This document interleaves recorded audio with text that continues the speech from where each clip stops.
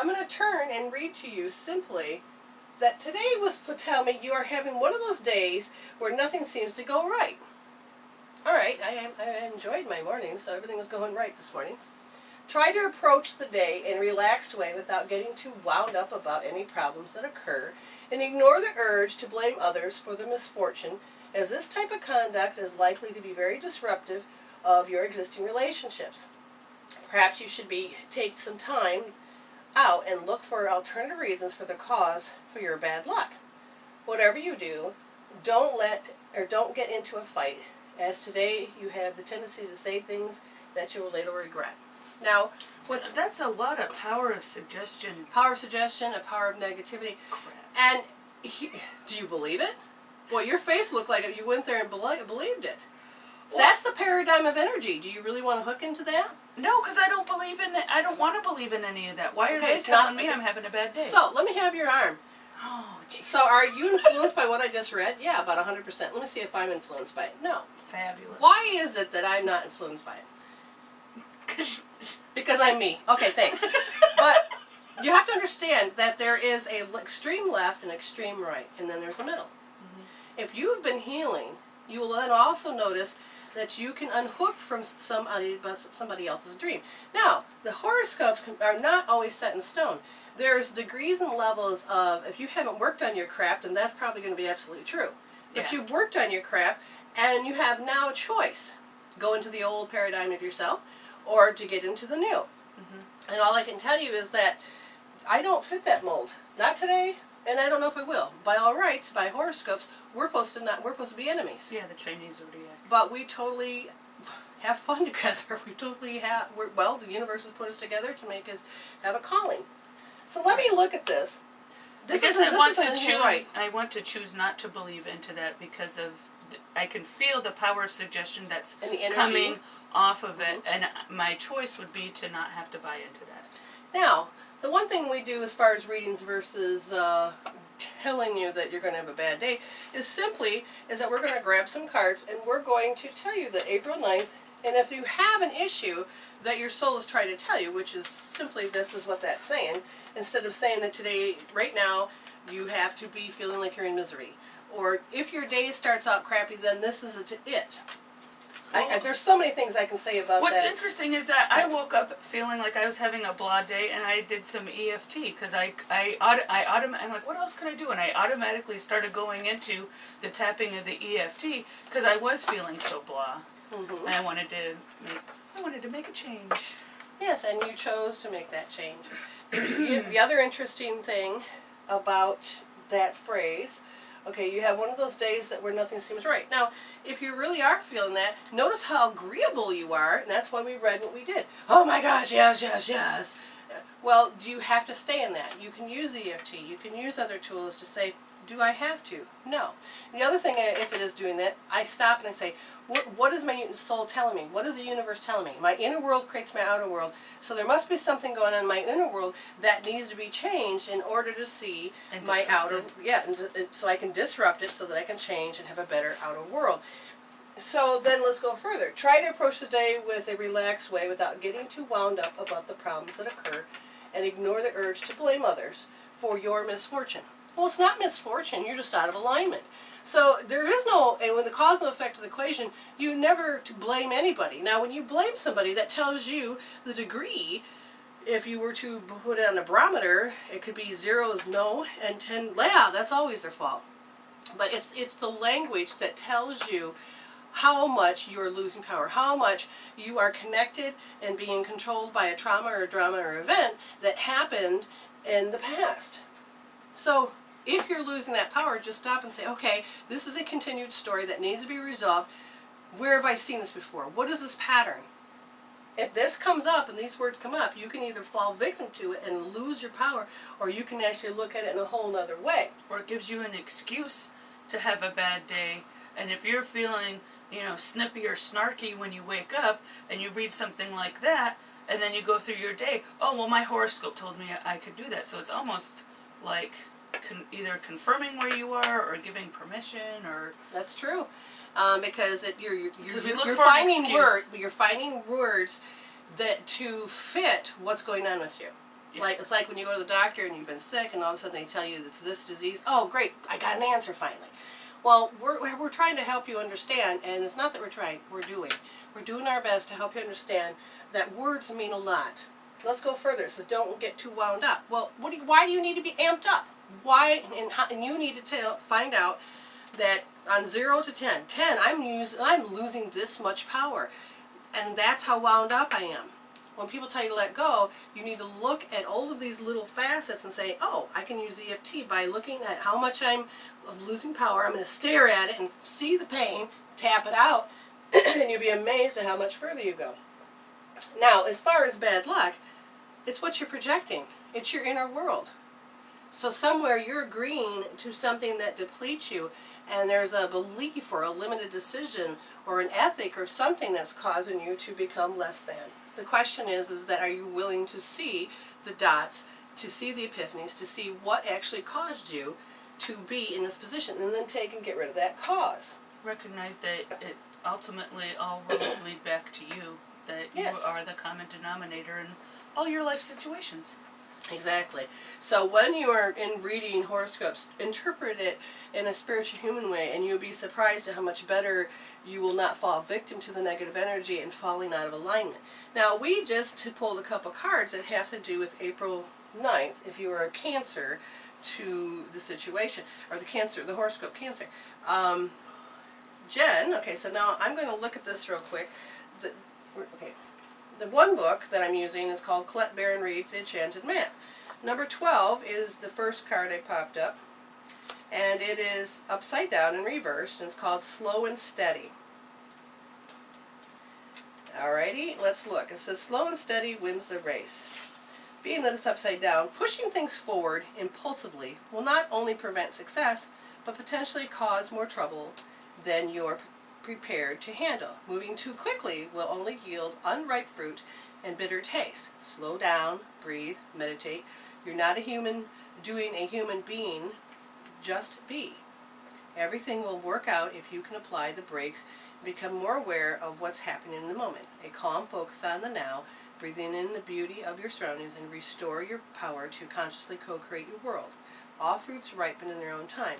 So sometimes we fall victim to the old belief system is that the time factor. Now. I gotta have it now. I really want to know. I can feel the urge of saying I have to have it now. Instead of letting it unfold and letting it ripen like some fruit. Now, Jen has a card that's counteract that. Says what? Stop interrupting the process? Yeah, or disrupt the belief. Is this really upside down for you? Oh. Because what Yes, I see is They're upside both- down. They're trying Like, to. no, they're right side up for you.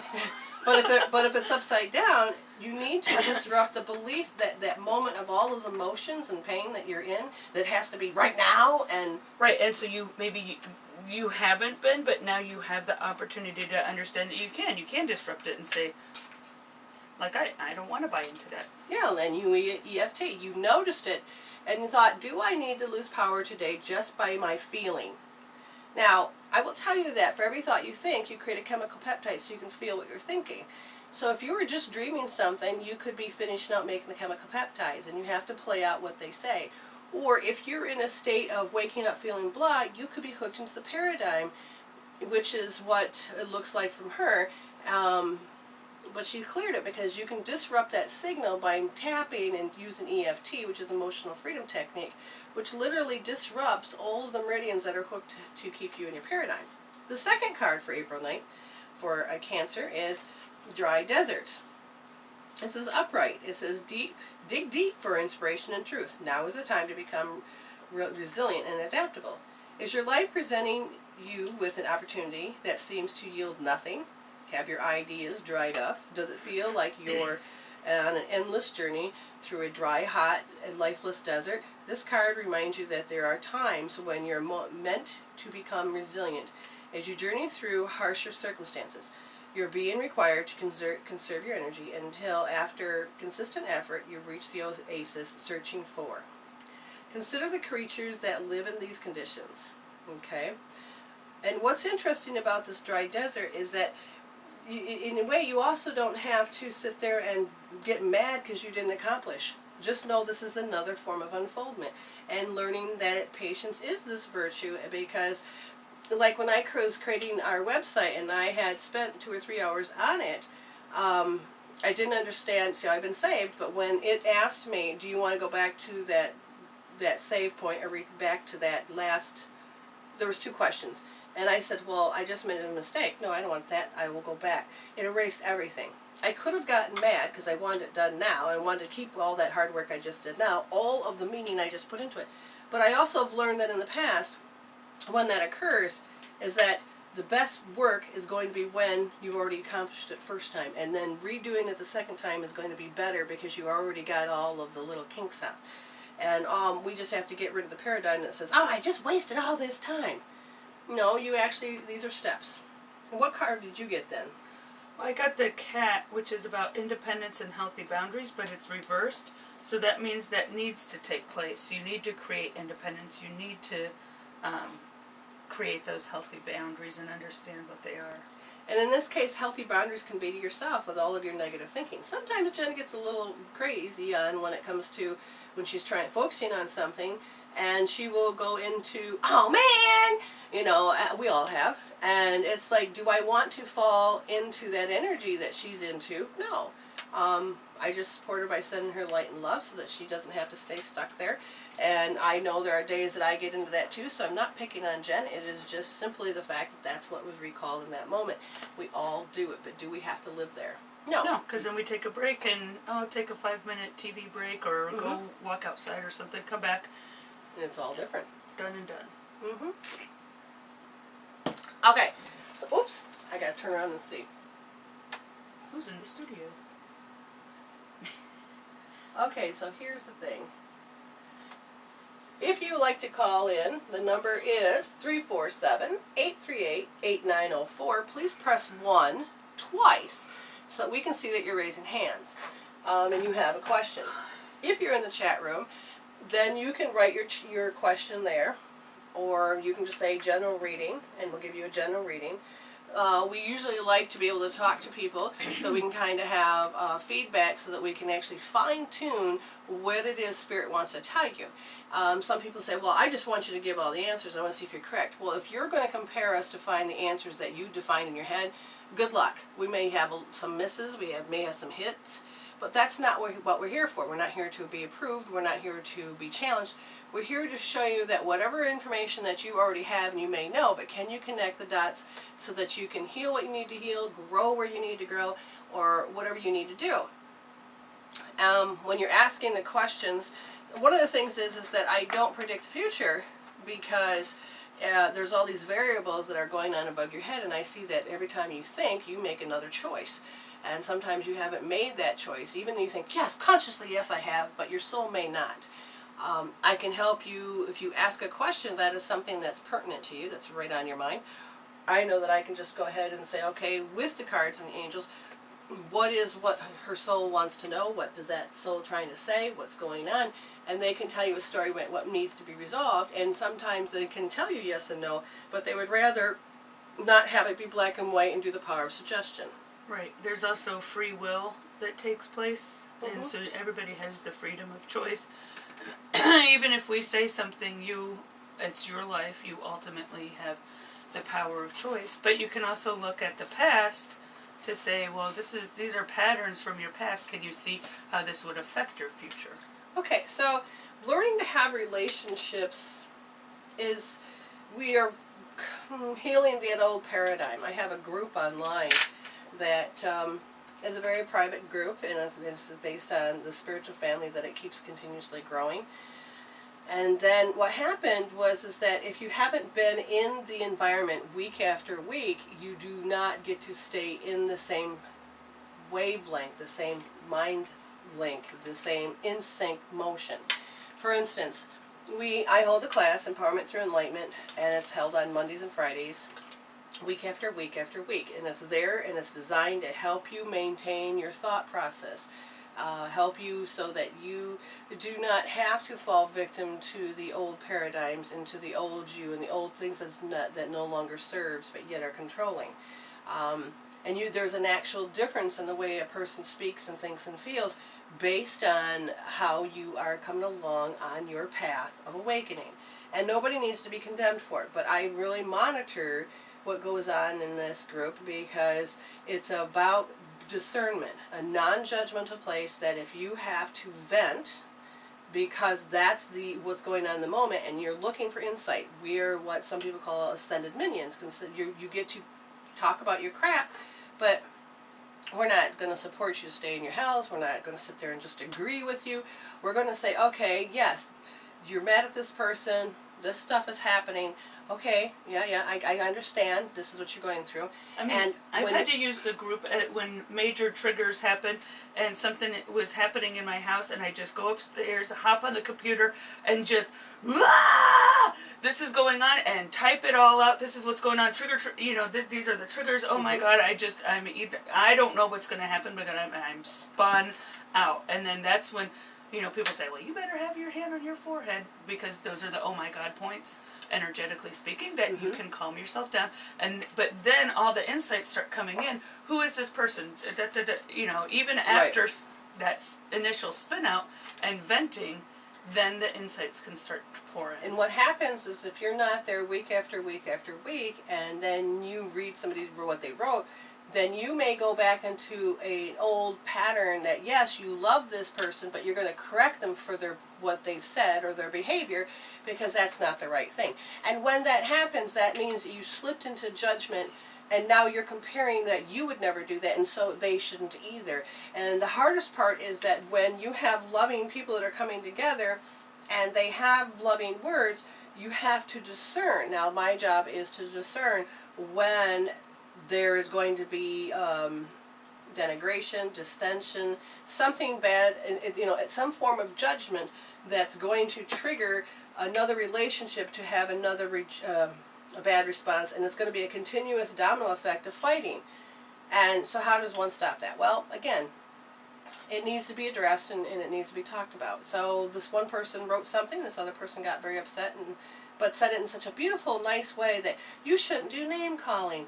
And it's like, okay, I get that, but you should not be judging her for being in that space because this is a non-judgmental group, and a venting was needing to take place. Now, what comes out of that, we don't agree.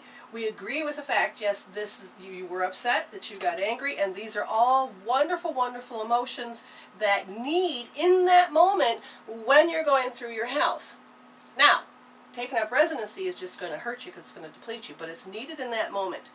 Anger usually helps you get beyond your fear. It gives you the strength to not fall victim. As this happened, now we will then say, okay, I have to address this. Why are you losing power? How much did you lose power to? What is this continued story? There's a set of questions that actually become what the spiritual human helps another spiritual human do, and that is, first we give you the support that yes, you're in the space, we acknowledge it, we want you to acknowledge it, because if you resist it, then it's going to get persistent. So we acknowledged it. Great. First step done. Second step, do we need to dwell there? No. Once you acknowledge it, let's get it out, and then begin to resolve it by connecting the dots, and then using EFT, hope therapy, whatever, to disrupt the signal so that you can actually go back and heal that cause that caused you to have a continued story slapping in the face at this moment. You have to understand when that spun out, the name calling, the anger, the pissed offness, the whatever, what is the backstory to that? What was that trigger? And it's important when you have those moments and you are in that raw place and needing to pour that out, then the insight is, well, then what is this major twang? What is this that's causing you to spin out? And then you can get the insights to that after you've gone through that venting. Right. Can you read what's in there? I think that's a question. I can't quite... Okay. Question.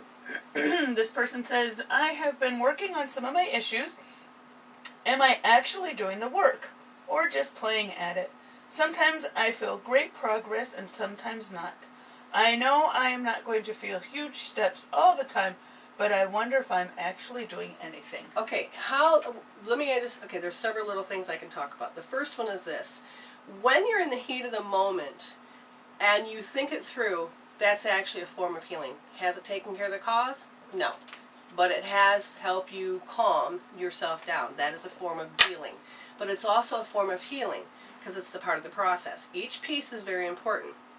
The way that I tell people to do is look for the degree. The degree or the barometer of what's going on. Scale it. So if you're having an issue and all you can do is think about how angry you are and you tap it out, you literally need to do something physical like hope therapy, EFT, to tap it out. Treasure chesting, all of these things. Because what happens is that you got it up to a 10 and you're losing this much power, and when you're disrupting tapping or hope therapy, what happens is literally it'll be like it's coming out of you. Literally, you're disconnecting how you know it